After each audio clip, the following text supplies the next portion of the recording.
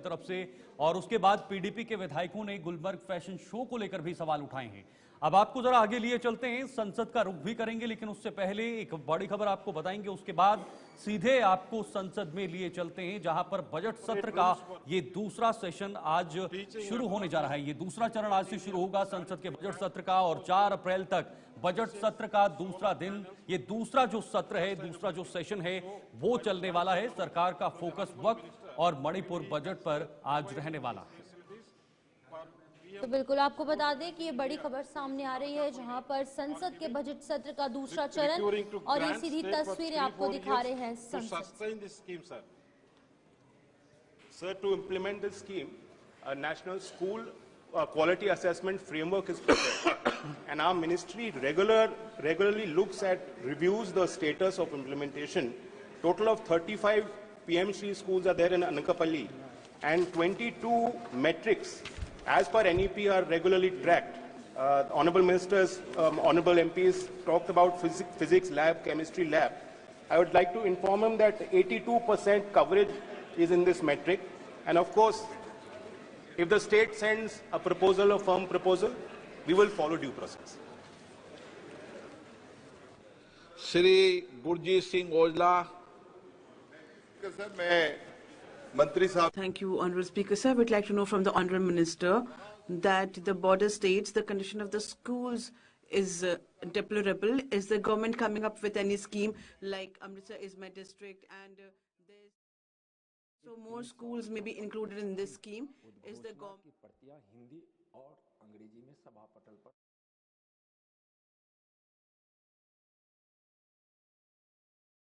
कुछ समय तक ब्रेक थी, लेकिन आज से दूसरा सेशन फिर से शुरू हो चुका है। बजट सत्र का ये दूसरा चरण है, और इसमें जाहिर सी बात है, पहले सत्र में हमने देखा था वक्फ संशोधन बिल को लेकर काफ़ी चर्चाएं हुई थी, विरोध गतिरोध भी देखने को मिला था।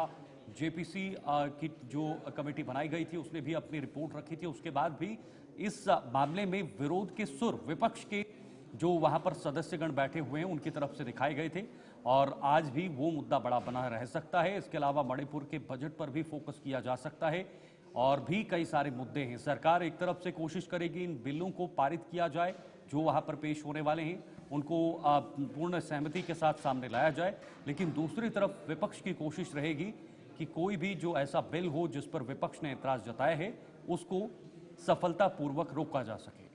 शिफन। तो आज संसद सत्र की अगर बात की जाए तो इसका दूसरा चरण की शुरुआत आज से हो चुकी है। सरकार का फोकस मणिपुर बजट पर रहेगा, और साथ ही साथ वक्फ पर भी सरकार का सीधा फोकस होगा। आज मणिपुर का बजट पेश किया जाएगा, और विपक्ष ने पूरी प्लानिंग कर रखी है, तैयारी की है घेरने। Honorable Minister, what are the steps taken for the smooth implementation of PM Shri in our state of Andhra Pradesh to protect the students? Thank you. A total of 855 PM Shri schools have been recognized in the state of Andhra Pradesh. Honorable member has spoken about the pace of expenditure as per financial guidelines. Andhra Pradesh in year 24-25, total of 177 crores almost has been released. That's the center share that I'm talking about. Thank you. T. Sumati ji, Dr. T. Sumati. Thank you very much, Speaker, sir.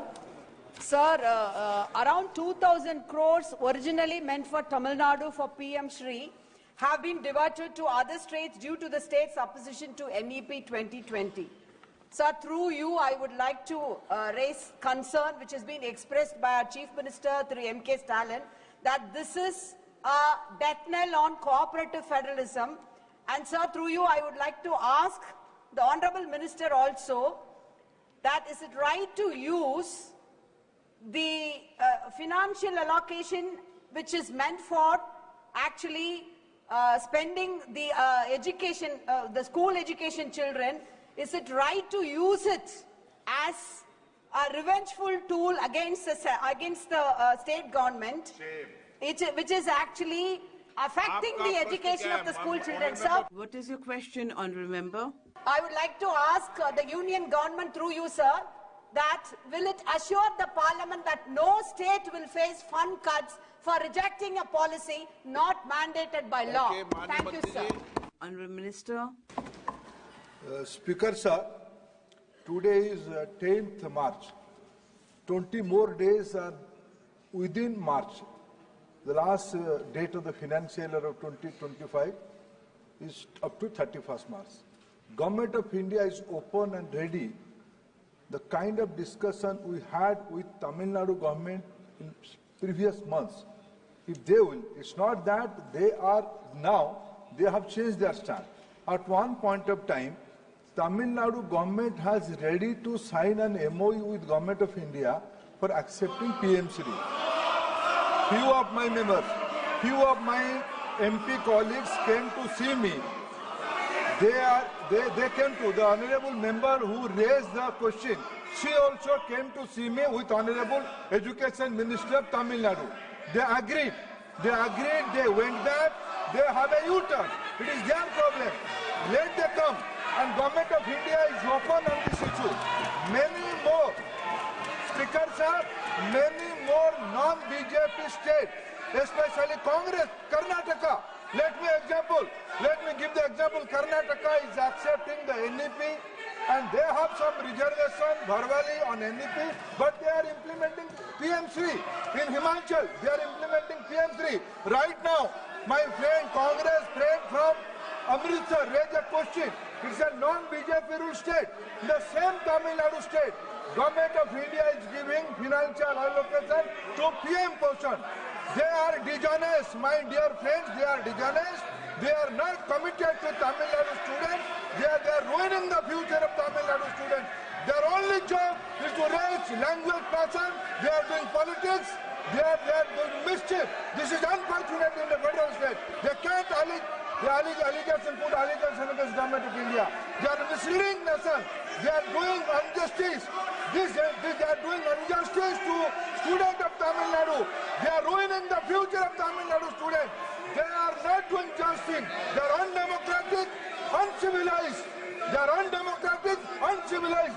They are devouring the right of Tamil Nadu students to have a pan-Indian education model. Government of India is ready and open. Let them come back. What they have promised. I can quote the date. On 15th March.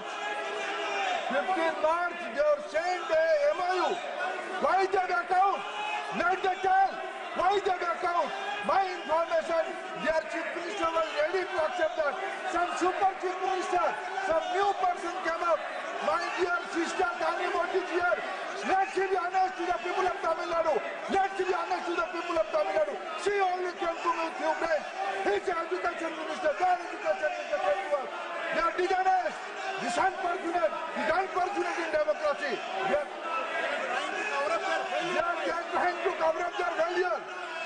They are trying to do politics. This is unfortunate, sir. Question number 142. Dr. Nalin Soren. Dr. Nalin Soren. Okay. Dr. Nalin Soren. Dr. Nalin Soren. Question number Nalin Soren. और question. माननीय संस्कृति मंत्री से पूछना. Honorable Speaker, sir, I would like to know from the Honorable Minister of Culture and Tourism that there are a lot of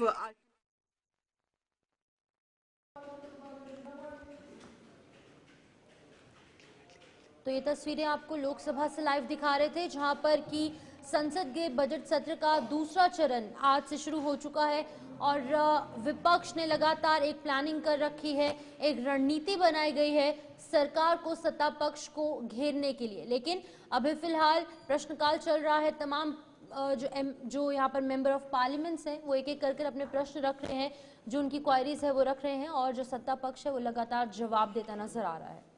देखिए 4 अप्रैल तक ये budget सत्र चलना है, इसका दूसरा सेशन चलना है। बहुत महत्वपूर्ण होगा कि इस पूरे सेशन में कैसे चर्चा होगी। जो सदस्यगण वहाँ पर हैं, अपने क्षेत्रों को, इन मुद्दों को लेकर वहाँ पर पहुंचे हुए हैं, वो अपने मुद्दे कैसे रखेंगे। ताबिश कमाल हमारे साथ, हमारे संवाददाता फोन लाइन पर इस वक्त जुड़े हुए हैं। ताबिश, एक बार फिर से संसद का जो बजट सत्र है वो आज से शुरू हुआ है। इसका दूसरा सेशन है, दूसरा पड़ाव है। जाहिर सी बात है सबकी नजरें इस सेशन पर रहेंगी और खास तौर पर सरकार उस कोशिश में लगी है जो बिल सरकार ने सोचे हैं उनको सफलतापूर्वक पेश भी किया जाए और सहमति से सदन से पारित भी किया जाए। ऐसे कौन से बिल हैं जिस पर सरकार का फोकस रहना है और ऐसी कौन सी चीजें हैं जिस पर विपक्ष जो है वो उन्हें पकड़े रखा है? शीतल, देखिए जिस तरह से विपक्ष की तरफ से कल ही मूड साफ हो गया था कि कुछ अहम मुद्दे हैं जिन पर विपक्ष लगातार चर्चा करना चाहता है और उन मुद्दों पर वो खामोश नहीं रहना चाहता है। आज सुबह से लगातार हम देख रहे हैं छत्तीसगढ़ के जो पूर्व मुख्यमंत्री थे भूपेश बघेल, उनके बेटे के घर रेड चल रही है। वहीं कांग्रेस पार्टी और अपोजिशन ये आरोप लगा रहा है कि ये रेड एक राजनीतिक षड्यंत्र के तहत पड़वाई गई है जिससे मुद्दों से बचा जा सके। हालांकि विपक्ष ने अपनी भूमिका साफ कर दी है कि हम आप रेड डलवाएं या किसी भी एजेंसी का इस्तेमाल करें, हम बिल्कुल अपने मुद्दों से नहीं भटकने वाला है। हालांकि सबसे जो महत्वपूर्ण मुद्दा इस वक्त विपक्ष लेकर के सामने आने वाला है वो मणिपुर का था। मणिपुर को लेकर के विपक्ष की तरफ से लगातार प्रहार सरकार पर किए जा रहे थे। वहीं दूसरी तरफ आज आम आदमी पार्टी के सांसद संजय सिंह ने भी नोटिस दिया जिसमें अर्थव्यवस्था को लेकर के उन्होंने सवालिया निशान सरकार पर खड़े किए हैं। इसी तरह से जातीय जनगणना से जुड़े मुद्दों को लेकर के महाकुंभ और तमाम जो इश्यूज हैं, चाहे वो किसानों का इश्यूज हो, इन तमाम इश्यूज को लेकर के लगातार अपोजिशन की तरफ से सरकार को घेरने की कोशिश की जाएगी।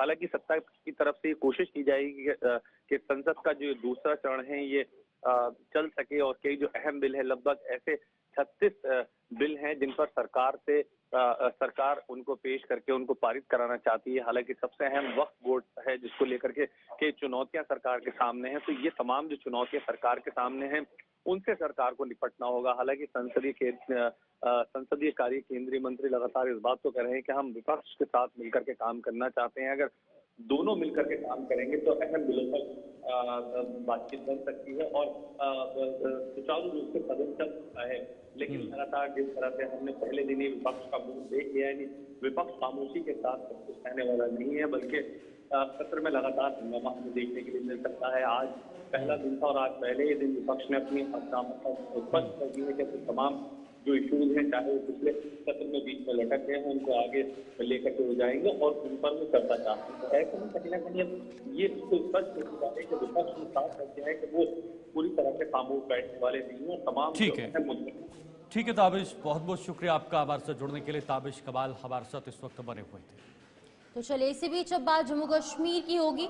वहां पर भी लगातार विधानसभा सत्र की कार्रवाई चल रही है और जम्मू कश्मीर में ये कार्रवाई अभी भी फिलहाल जारी है। विधानसभा में जमकर हंगामा हो रहा है। विपक्ष के जो तमाम एमएलएज हैं वो लगातार हंगामा काटते नजर आ रहे हैं। सत्ता पक्ष और विपक्ष आमने सामने नजर आ रही है।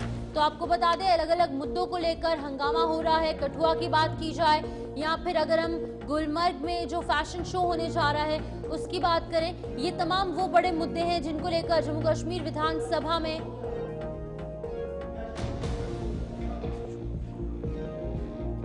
तो अलग अलग मुद्दों को लेकर लगातार जो यहाँ पर विधानसभा सत्र है उसमें कार्रवाई देखने को मिल रही है और हंगामा जो विपक्ष है वो लगातार उठा रहे हैं, चाहे वो एमएलएज हैं या फिर वो सत्ता पक्ष के कुछ नेता हैं। लगातार आमने सामने उनकी भिड़ंत होती नजर आ रही है और वार पलटवार का दौर अभी फिलहाल विधानसभा सत्र में देखने को मिल रहा है। बिल्कुल, देखिए कब वीकेंड के बाद नई उम्मीदों के साथ, नई उम्मीद की किरण के साथ ये बजट सत्र एक बार फिर से आज से इसका आगाज हुआ है और सुबह जैसे ही आज के दिन का शुरुआत हुई वैसे ही भारतीय जनता पार्टी के विधायकों की तरफ से कठुआ के मुद्दे को उठाया, सरकार को घेरा, कहा कि भाई ये कैसे कठुआ में इतनी बड़ी घटना निकलकर सामने आई। 3 लोग जो हैं जिनकी मृत्यु हुई है और अभी तक उनका कुछ भी पता नहीं चल पाया है कि किन वजहों से, किन कारणों से उनकी मृत्यु हुई है। उसके बाद अगली बारी जब पीडीपी की आई तो पीडीपी के विधायक उठे, उन्होंने फैशन शो को लेकर सवाल उठाए जो हो चुका है और उसको लेकर उन्होंने सवाल खड़े किए, उस पर भी सरकार ने जवाब दिया। उसके बाद जब प्रश्नकाल चला तो आज स्वास्थ्य से जुड़े मुद्दे उठाए गए। किश्तवाड़ से विधायक जो शगुन परिहार हैं उन्होंने भी स्वास्थ्य से जुड़े कुछ सवाल पूछे। उन्होंने किश्तवाड़ में अस्पताल को लेकर सवाल पूछे, कितने बेडेड अस्पताल हैं और कितना इसको बढ़ाया जाएगा, इसके दायरे को कितना बढ़ाया जा सकता है, या फिर जो इमरजेंसी सर्विसेज होती हैं, एक्सीडेंटल इमरजेंसीज होती हैं, उस समय में कितने डॉक्टर्स वहां पर तैनात हैं, कितना स्टाफ वहां पर मौजूद है, कितना पैरामेडिकल का स्टाफ है, कितने बाकी अन्य स्टाफ हैं। जो वहां पर जो फर्स्ट एड का काम या जो जिस भी प्रकार की इमरजेंसी होती है उसमें काम आए, उसको लेकर सवाल पूछे तो स्वास्थ्य मंत्री की तरफ से सीधा कहा गया कि आने वाले समय में इसको दुरुस्त करने की कोशिश की जाएगी।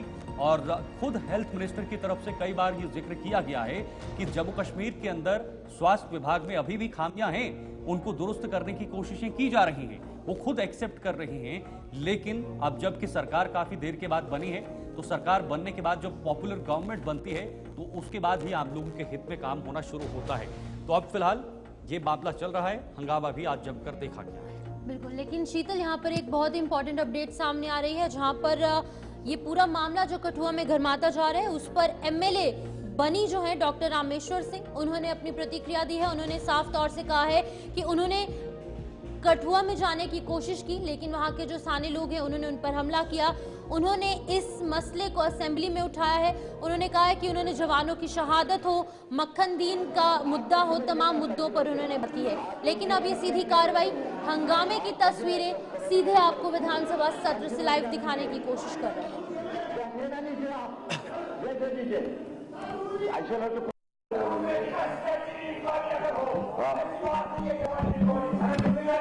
रमजान के पाक महीने में ये नहीं होना चाहिए था। मैं तो ये मान के चलता हूं कि जो मैंने देखा वहां पर, वो तो रमजान छोड़िए साल के किसी भी दिन वो नहीं होना चाहिए। लेकिन मैं एक बात यहां क्लियर करना चाहता हूं, हुकूमत की तरफ से इसमें कोई रोल नहीं था। ये प्राइवेट पार्टी थी, उन्होंने प्राइवेटली इस फंक्शन का ऑर्गेनाइजेशन किया, उन्होंने प्राइवेट होटल में इसको रखा और प्राइवेटली अपने इन्विटेशन कार्ड बांटे। हुकूमत से कोई इजाजत नहीं मांगी गई, हुकूमत से कोई पैसे नहीं लिए गए, सरकारी इंफ्रास्ट्रक्चर कोई इस्तेमाल नहीं हुआ और सारे सरकारी अफसर इसमें थे नहीं। लेकिन इस बात के बावजूद इंतजामिया को वहां कहा गया है कि अगर कहीं पर भी इसमें कानून के खिलाफ कोई बात हुई हो, अपनी तहकीकात मुकम्मल करके अगर जरूरत पड़े तो मामला पुलिस के हवाले किया जाए, पुलिस के उसके बाद अपनी तहकीकात करेगी। लेकिन मैं यहाँ क्लियर करना चाहता हूं कि इस फंक्शन में हुकूमत का कोई रोल नहीं था। अगर हमसे इसके लिए इजाजत मांगी गई होती, हम इजाजत नहीं देते, लेकिन क्योंकि प्राइवेट फंक्शन था, प्राइवेट होटल में रखा गया, अगर कहीं पर भी कानून जो है वो उसके खिलाफ कोई काम किया गया होगा तो उसके खिलाफ सख्त से सख्त कार्रवाई की जाएगी।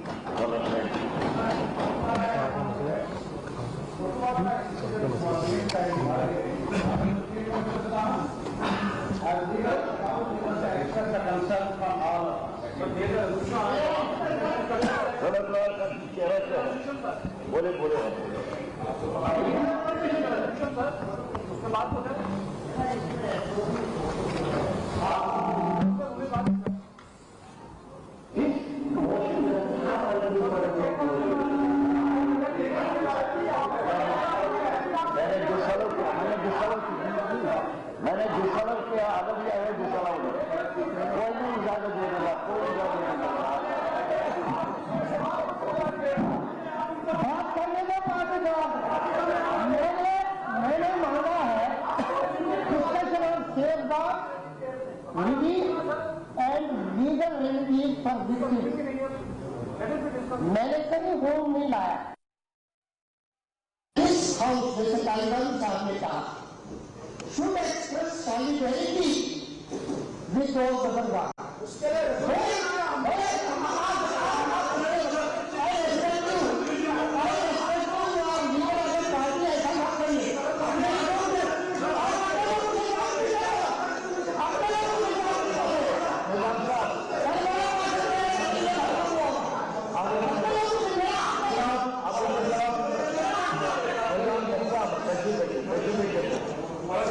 बिलावल में जो 3 मासूम लोग अपनी जान गंवा गए, और इससे पहले एक और ऐसा हादसा हुआ था जिसमें 2 मासूम लोग अपनी जान गंवा गए। नॉर्थ की तरफ से, साउथ की तरफ से उनकी रवायती को ताज़ियत का इजहार करना चाहता हूं। क्या हुआ, कैसे हुआ, क्यों हुआ, इससे अभी तहकीकात जो है वो जारी है। फिलहाल इससे बात करना इस हाउस में जो है मुझे नहीं लगता है सही होगा। ऑनरेबल एमएलए साहब वहां जाने की कोशिश कर रहे थे, क्या हुआ क्या नहीं हुआ वो आपके सामने है। इससे भी पुलिस को अपनी कार्रवाई करनी होगी, क्योंकि मुझे नहीं लगता है इनका कोई इरादा ऐसा था कि वो सियासत करने गए, क्योंकि अगर मेरी जानकारी सही है कल शायद एलओटी साहब भी मौके पर गए थे। लेकिन कहीं ना कहीं इसको एक सियासी रंग देने की कोशिश जरूर की जा रही है, क्योंकि मैं इस बात से हैरान हूं कि कल सुबह मेरी डिप्टी सीएम साहब से बात हुई। डिप्टी सीएम साहब ने परसों रात को वहां जाने का एक प्रोग्राम बनाया था। इंतजामिया को अपने प्रोग्राम के बारे में उन्होंने Please welcome Rashi and Samarth Narang, co-founders of. मैंने सुनो ना मेरी बात, आज सुनो मेरी बात सुनो। शफीक साहब आप तशरीफ रखें, इनसे क्या कर रहे हो, मेरे से बात करो, आप मुझे एड्रेस करो। आप तशरीफ रखें ना, तशरीफ रखें, आप इनकी तरफ क्या देख रहे हो, आप मुझे एड्रेस करो ना, मेरी तरफ सुनो। तशरीफ रखें आप नीचे, बैठे ना नीचे, आप बैठे नीचे।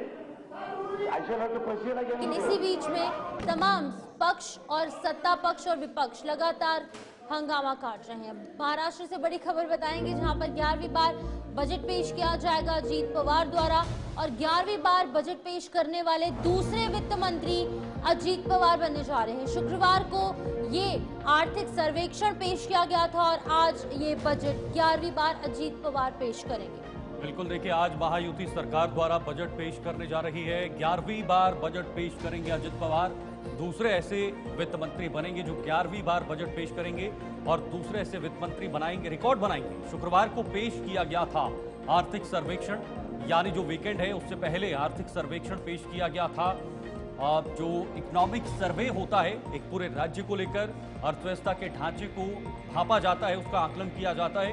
हर वर्ष ये आंकड़े निकलकर सामने आते हैं कि राज्य में किस तरह की इस वक्त जो आर्थिक ढांचा है वो नजर आ रहा है, आगे क्या होगा, किस दिशा में पूरा महाराष्ट्र जा रहा है, कितनी इनकम आ रही है, कितना एक्सपेंडिचर सरकार की तरफ से किया जा रहा है और कितना इंफ्रास्ट्रक्चर में पैसे को इस्तेमाल किया जा रहा है। ये तमाम चीजें होती हैं आर्थिक सर्वेक्षण में। लेकिन उसके बाद आज जब बजट पेश होगा तो बजट से महाराष्ट्र की दिशा दशा तय होगी। उस अंतिम व्यक्ति तक, अंतिम पायदान पर खड़े व्यक्ति तक कैसे बजट को पहुंचाया जाए और बजट में रखे लाभों को पहुंचाया जाए, यह अपने आप में एक बड़ी चुनौती है और उस चुनौती को पार पाने के लिए महाराष्ट्र सरकार पूरी तरह से तैयार भी नजर आ रही है। शिफन,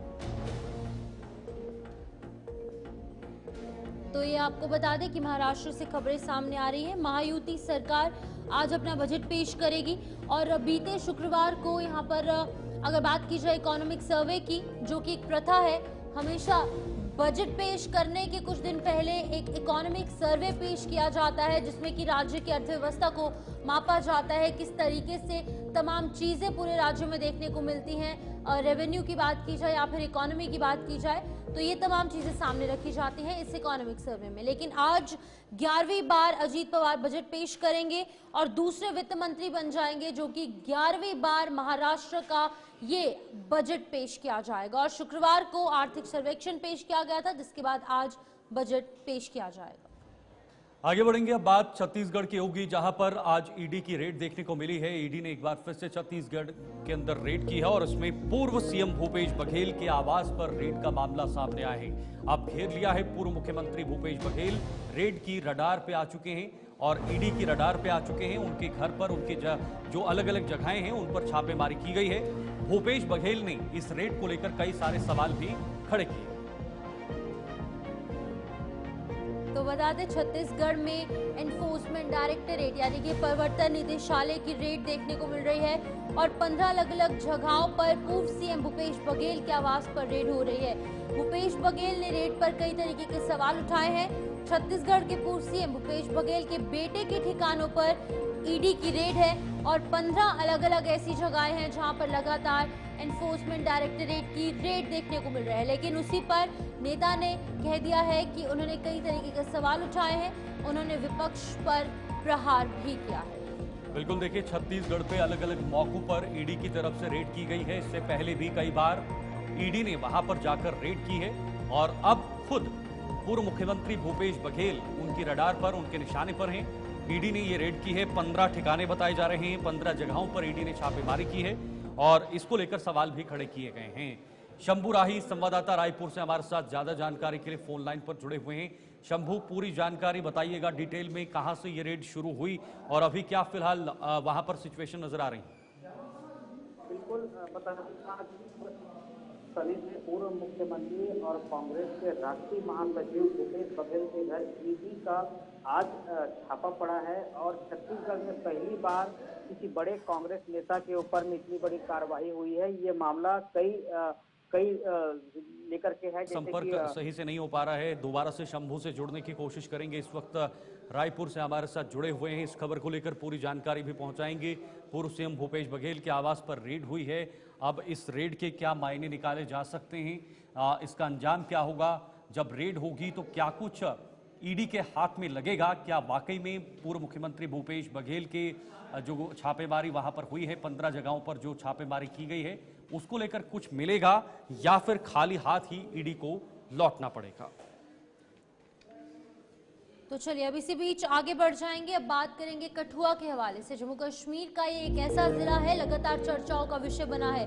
जम्मू संभाग के कठुआ जिले में माहौल लगातार गर्माता जा रहा है और एक महीने के भीतर 7 लोग लापता हो चुके हैं। 3 लोगों के शव मिलने के बाद हड़कंप मच चुका है और ये पूरा मामला सड़कों से लेकर विधानसभा सत्र के दौरान भी इस पर हंगामा देखा गया। लेकिन ये काफी बुरी खबर सामने आ रही थी जब 3 लोग शादी समारोह में यहाँ पर शामिल होने के लिए जाते हैं और 3 लोग जो है वो गायब हो जाते हैं। एक 15 साल का छोटा बच्चा, एक 30 साल का युवा और एक 40 साल का व्यक्ति, ये 3 लोग गायब हो जाते हैं।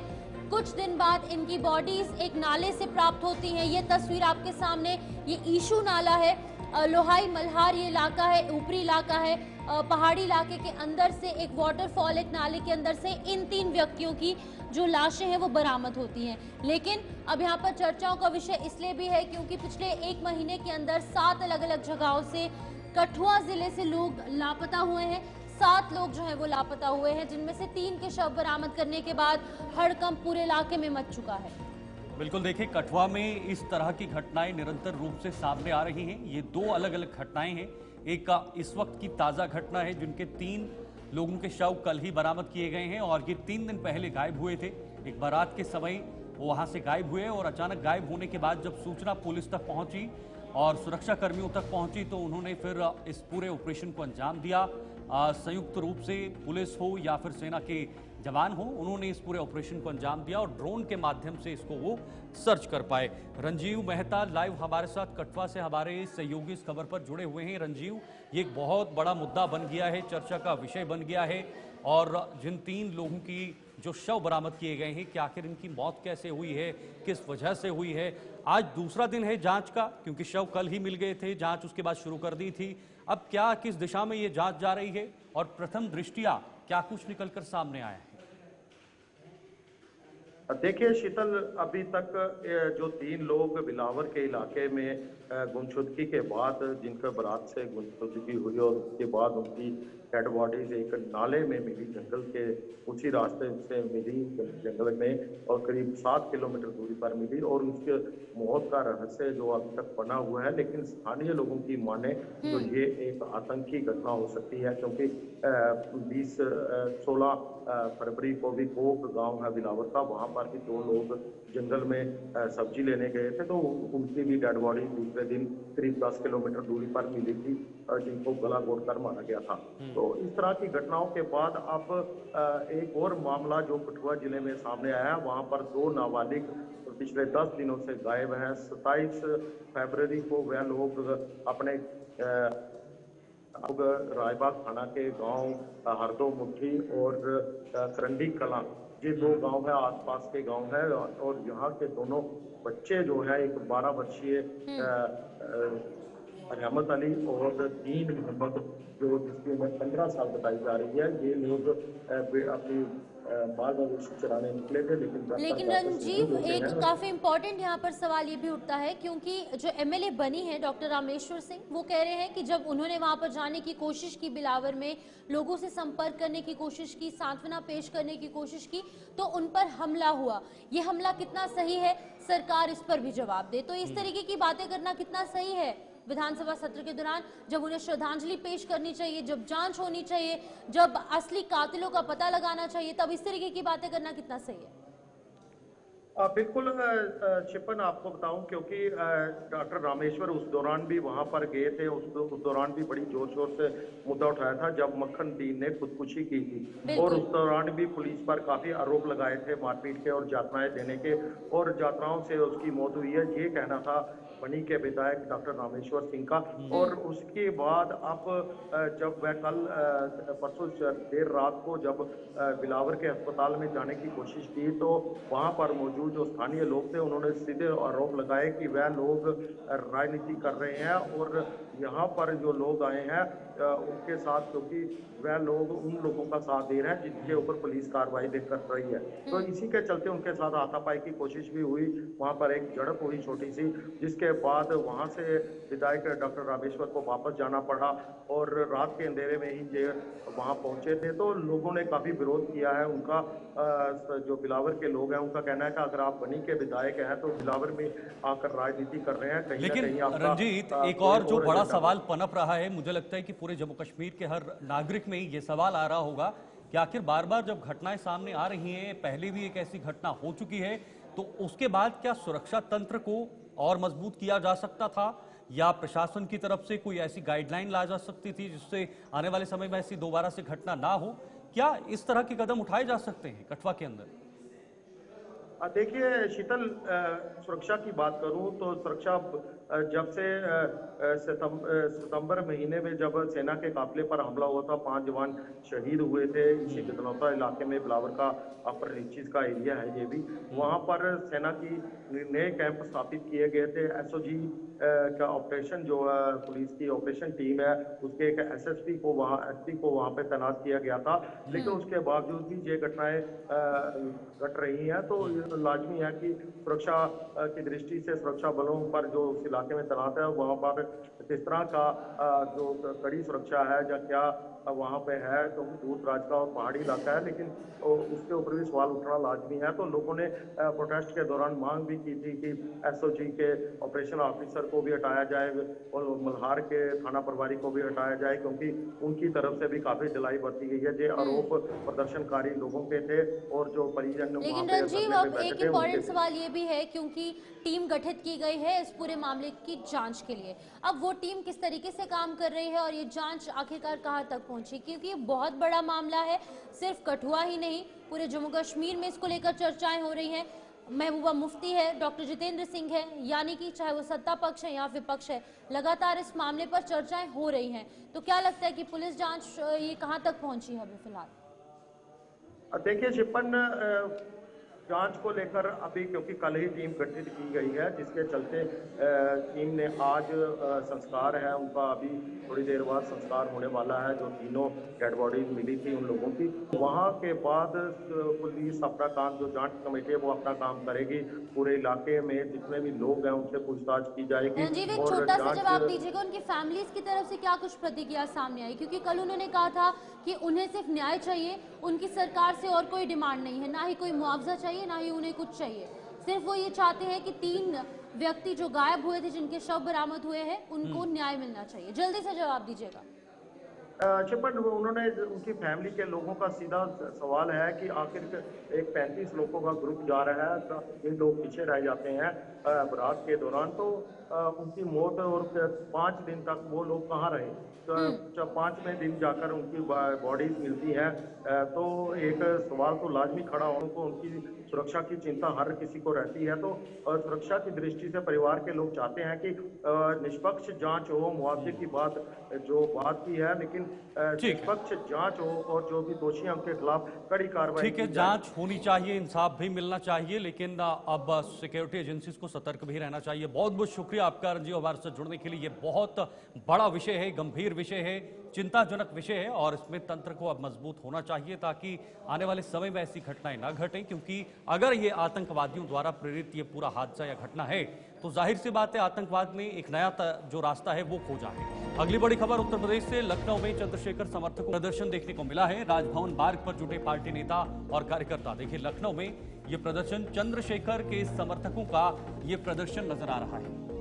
आपको बता दें कि इस प्रदर्शन को देखते हुए भारी पुलिस बल भी तैनात की गई है, सुरक्षा व्यवस्था बढ़ाई गई है ताकि माहौल खराब ना हो। तो ये तस्वीरें आपको लखनऊ से दिखा रहे हैं, जहां पर चंद्रशेखर के समर्थक जो हैं वो सड़कों पर उतर चुके हैं। पूरा मुद्दा क्या है, मामला क्या है, वो आपको अपडेट करेंगे, लेकिन अभी फिलहाल परिवर्तन चौक पर आजाद समाज पार्टी के नेता कार्यकर्ता जुटे हुए हैं और लगातार प्रदर्शन करते नजर आ रहे हैं। अलग अलग मुद्दे, अलग अलग मांगे, अलग अलग चीजों को लेकर प्रदर्शन, लेकिन पुलिस प्रशासन अलर्ट मोड पर है।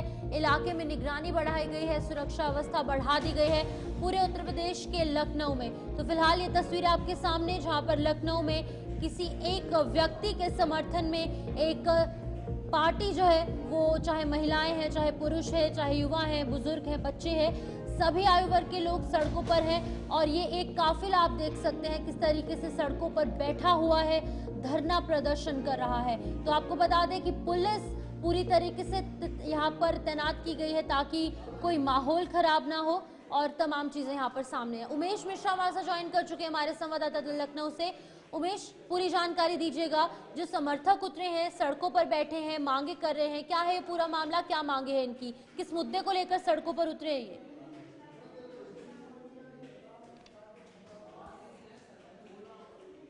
उमेश, राष्ट्रीय अध्यक्ष हैं चंद्रशेखर रावण के जो कार्यकर्ता हैं वो तमाम मुद्दों को लेकर, कानून व्यवस्था को लेकर कहीं ना कहीं राजधानी लखनऊ के परिवर्तन चौराहे से वो राजभवन, इसी राजभवन के मार्ग पर राजभवन तक वो जाना चाह रहे थे। हालांकि उनके समर्थकों को कहीं ना कहीं प्रशासन द्वारा परिवर्तन चौक से हटा दिया गया है और ये राजभवन का जो मार्ग है, वो लोग जो कार्यकर्ता हैं चंद्रशेखर रावण के, उनका यही कहना है कि उत्तर प्रदेश में कानून व्यवस्था को लेकर जिस तरह से उनका प्रदर्शन है और राजभवन में ज्ञापन सौंपने की बात थी। हालांकि जो चंद्रशेखर रावण के जो कार्यकर्ता हैं वो परिवर्तन चौक पे जरूर इकट्ठा हुए थे, लेकिन उनको प्रशासन ने वहां से हटा दिया है। और देखिए कि किस तरह से बैरिकेडिंग की गई है इस राजभवन वाले और विधानसभा मार्ग पर जाने वाले रास्तों पर। हर जगह पर कानून व्यवस्था के लिहाज से जो पुलिसकर्मी हैं वो चौराहों पे मुस्तैद हैं, वो ड्यूटी का निर्वहन कर रहे हैं। पुलिस की जो गाड़ियां हैं, पीएसी की जो गाड़ियां हैं, वो यहाँ पर लगा दी गई हैं। यानी किसी भी स्थिति से निपटने के लिए जो पुलिस बल है वो पूरी तरह से अलर्ट है और कहीं ना कहीं चंद्रशेखर रावण के जो कार्यकर्ता हैं उनकी निगरानी की जा रही है कि कहीं पे भी आम जनमानस के लिए असुविधा का कारण इनका प्रदर्शन न बने। इसको लेकर लगातार अधिकारियों द्वारा भी मॉनिटरिंग की जा रही है, ताकीद की जा रही है। जिन वजह से इनको सड़कों पर आना पड़ा है और भारी तादाद में ये संख्या भी नजर आ रही है।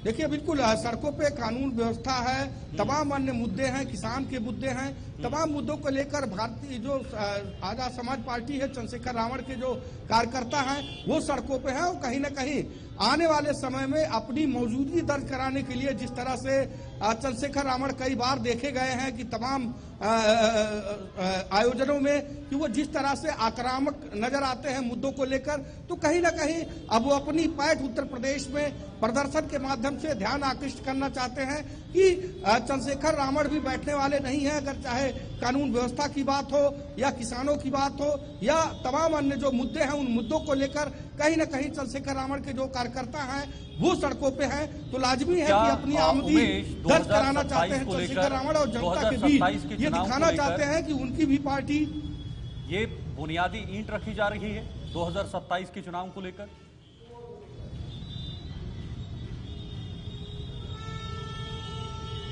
देखिए, इसमें दो राय नहीं, शीतल की जो कहीं ना कहीं 2027 की जो रणनीति है उससे भी जोड़कर देखा जा रहा है कि जिस तरह से चंद्रशेखर रावण के जो कार्यकर्ता हैं राजधानी लखनऊ में प्रदर्शन करते हैं और कहीं ना कहीं जिस तरह से जब से वो सांसद बने हैं लगातार उनका मूवमेंट दे रहा है, उनके जो सम्मेलन हो रहे हैं, जो कार्यकर्ताओं की जो मौजूदगी हो रही है, एक बात बिल्कुल साफ हो जाती है कि 2027 का जो विधानसभा का चुनाव है उसमें कहीं ना कहीं चंद्रशेखर रावण भी अहम भूमिका अपनी मानते हैं और आने वाले समय में जो दलित वोट बैंक है उस पर उनकी खासी पकड़ देखी जा रही है।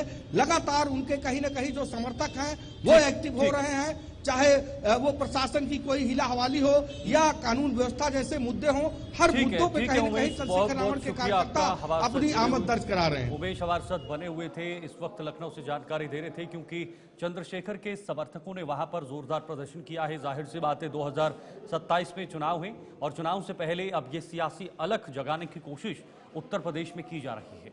आगे बढ़ेंगे, अब वो खबर आपको बताएंगे जिस खबर को शायद आप अगले कई दिनों तक भूल पाएंगे, क्योंकि चैंपियंस ट्रॉफी पर भारत ने कब्जा किया है और कल पूरी रात दुबई में जहां एक तरह का जश्न मनाया गया, तो वहीं भारत भी पीछे नहीं रहा, क्योंकि भारतीय टीम ने ही दुबई में न्यूजीलैंड को 25 सालों के बाद वही बदला लिया जो न्यूजीलैंड ने 2000 में भारतीय टीम को हराया था।